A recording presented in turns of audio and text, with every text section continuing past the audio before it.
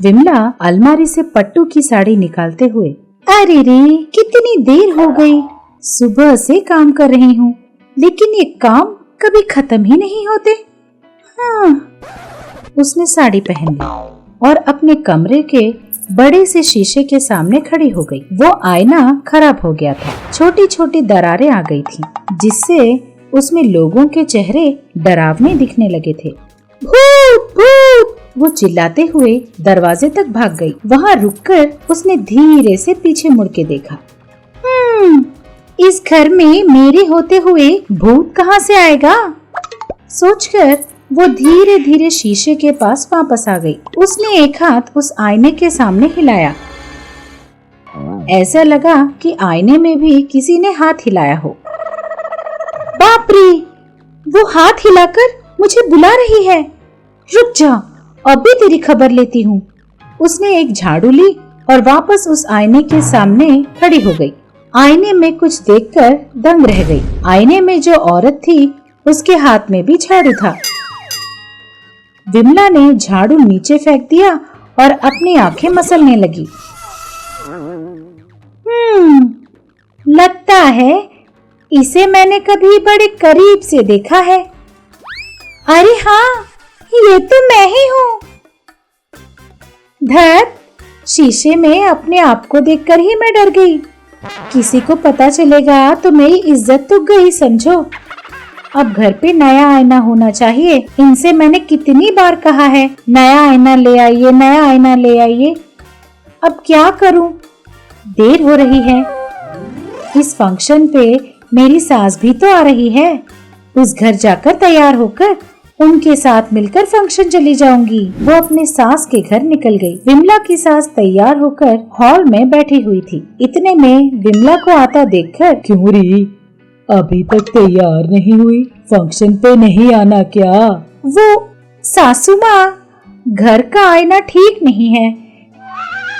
मेरा चेहरा देखकर मैं खुद ही डर जा रही हूँ। अच्छा? हाँ सासू माँ, एक बार आपका आईना दे दो ना, तो 5 मिनट में मैं तैयार हो जाऊंगी। ठीक है ठीक है, वो रहा, वहाँ टेबल पे रखा हुआ है।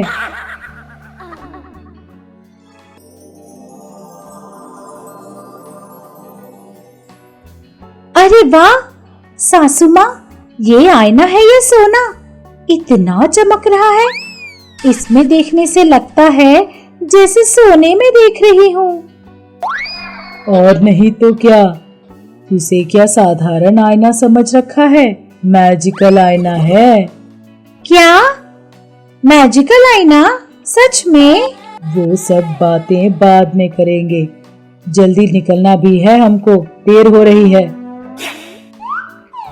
ठीक है सासू माँ। दोनों मिलकर पार्टी जाकर शाम को वापस आ गए। पार्टी तो बढ़िया थी ना? हाँ सासू माँ, खाना भी बहुत अच्छा था। हाँ ठीक है, तू जल्दी जा, प्रकाश तेरा इंतजार कर रहा होगा। ठीक है सासू माँ। सुबह जल्दबाजी में मैंने पूछना ही भूल गई। क्या? अरे वही, आपने उस आईने को मैजिकल कहा था ना? क्या मैजिक है सासू माँ? ओह, वो आईना मैजिकल ही है। मैजिकल मतलब? उस आईने से क्या कबूतर और पंछी बाहर निकलेंगे? तू नहीं सुधरेगी ना? बताती हूँ, जरा रुक। ठीक है, बोलिए ना सासू माँ। सुन, उस आईने के सामने जिस तरह से खड़े हो जाओ वैसे ही बन जाओगे। मतलब? अगर तुम एक सुंदर सी परी का मास्क पहनकर उस आईने के सामने खड़ी हो जाओगी ना, तो तुम सच में परी की तरह बन जाओगी। सच में सासू माँ? एक बार वो आईना मुझे दीजिए ना सासू माँ। आपका बेटा हमेशा मुझे चिढ़ाता है कि मेरा मुंह ठीक नहीं है। मैं उनको परी बनकर दिखाऊंगी। कल सुबह तक वापस ले आऊंगी। उसमें क्या है, ले जा, लेकिन कल सुबह मत लाना। मैं 4 दिनों के लिए अपने दीदी के घर जा रही हूँ। मेरे आने के बाद ही उसे वापस कर देना, तब तक उसे अपने पास ही रखना। ठीक है सासू माँ, दीजिए। वो उस आईने को लेकर अपने घर पहुँचती है।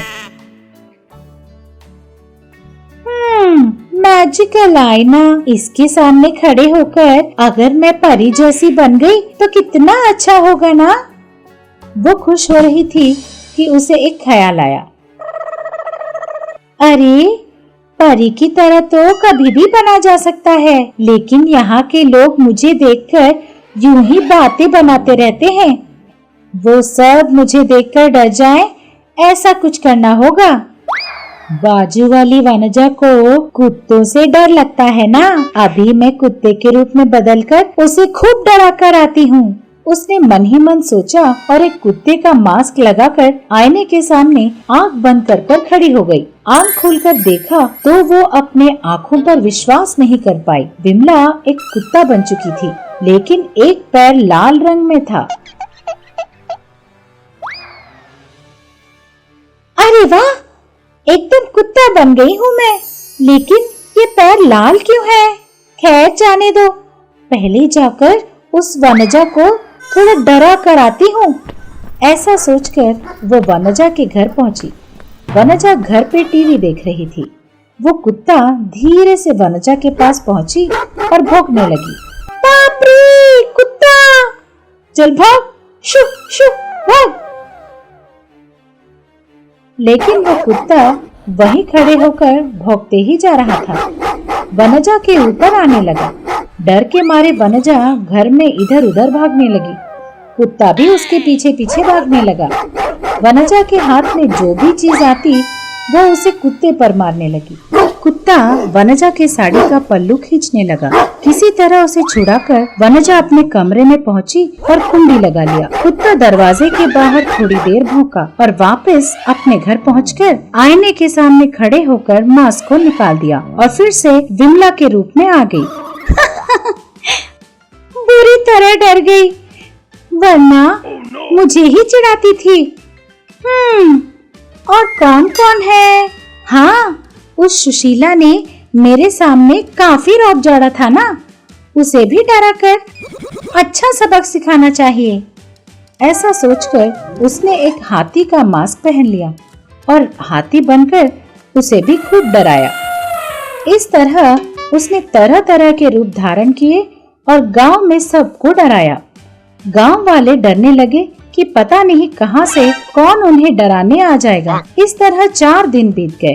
विमला की सास अपनी बहन के घर से वापस आ गई। बस उतरकर वो घर जा रही थी कि कमलम्मा नाम की औरत उसे रास्ते में मिल गई।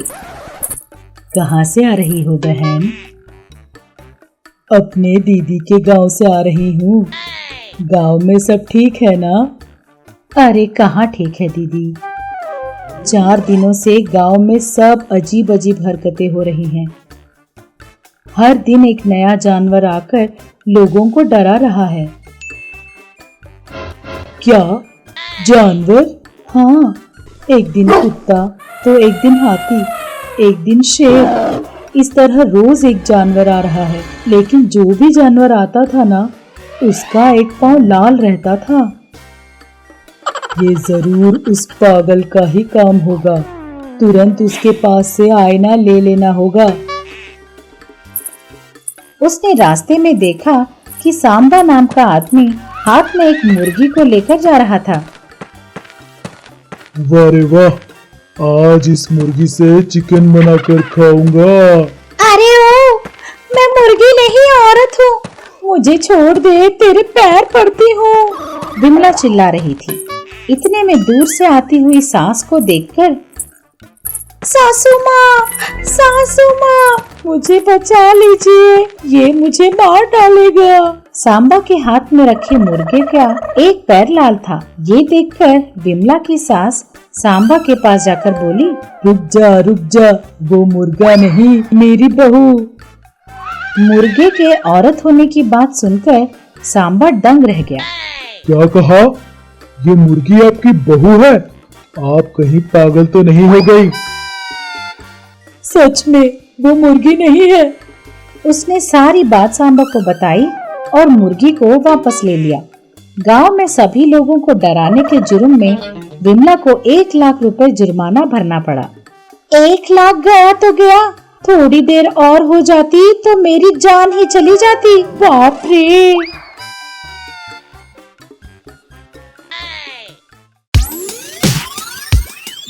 दादा टीवी।